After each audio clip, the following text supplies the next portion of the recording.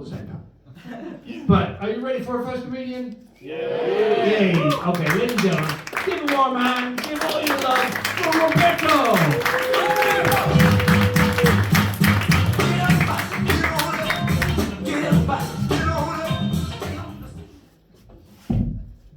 Hey, good evening, everybody. I got this gig at 10 a.m. today, so that didn't give me a lot of time to prepare. So my jokes are a lot like Russian landmines in southeast Ukraine. They're all over the place.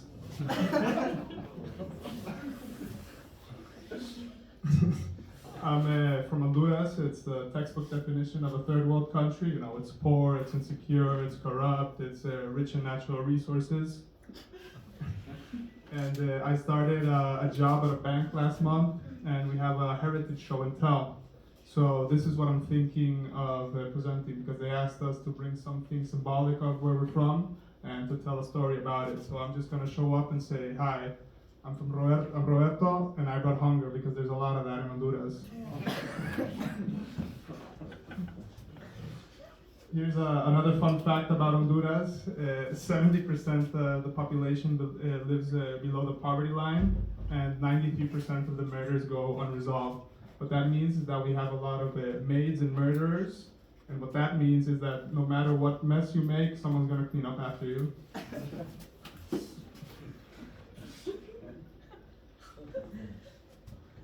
Right.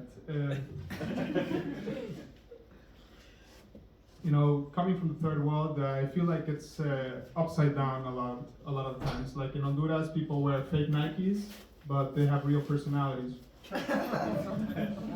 Whereas here, the Fendi sweater is real, but your personality is fake. It's like, Peter, I get it, you're into sustainability, but that doesn't mean you have to have the personality of a cardboard box. Another thing I hear a lot is, when I'm at parties, it's like, man, I love the Netherlands because it's such an international city. Everybody has a story, you know, everybody's interesting. And I was thinking about that. It's like, yeah, everybody has a story, but it's a lot like Netflix, you know, 99% of it's really fucking boring. So I was talking to this girl, and it's like, oh, wow, Marta, you're a data scientist from Portugal, and you only moved here for more money, and you lap dance? Wow. Fucking amazing. So then I tell my story, you know.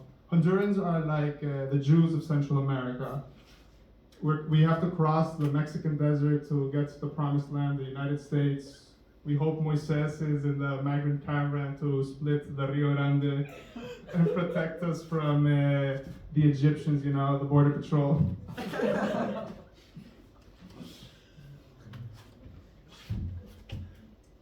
Growing up in Honduras is a bit difficult, you know, because there's a lot of rules you have to follow. One of the rules you have to follow in a very macho country is don't be gay. And I had the cards stacked against me from the beginning, because my last name is Reina, which literally means queen. I have 2 older sisters, so I guess that makes me a bit feminine. The majority of my cousins are female as well. So my parents really thought about how I wouldn't become gay. So between the ages of 11 and 15, they sent me to swim camp in another city on the off chance that if I spent the summers with my sisters, you know, their feminine ways would rub off on me. And I was thinking about, you know, why swim camp? It's just a bunch of kids running around in Speedos drinking sugary drinks. It's like Mykonos, you know, that's the gayest time in the race. Another thing they say in the third world is, you know, it's not a tragedy, it's a blessing in disguise. And yeah, I get it, but I mean, have you ever had Halloween every day for 10 fucking years? You get tricked, not treated.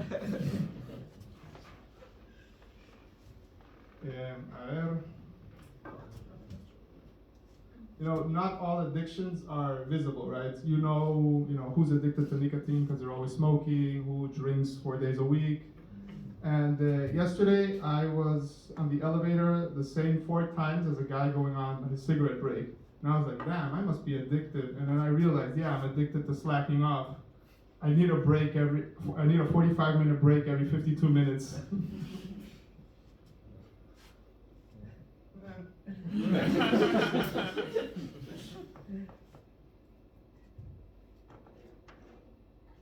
You know, religions are pretty interesting, right? Like, if you think about it, why are Muslims committing suicide to get 72 virgins? They can just become Catholic priests, you know, they have all the virgins they want right there.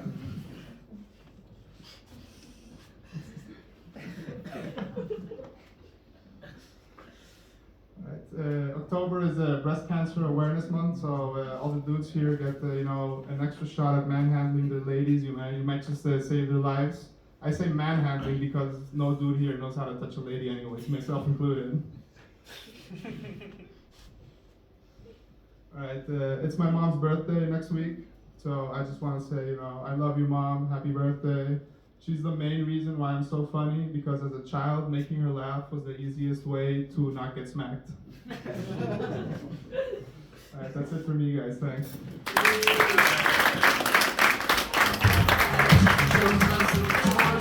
Yes, Roberto, ladies and gentlemen, one more time.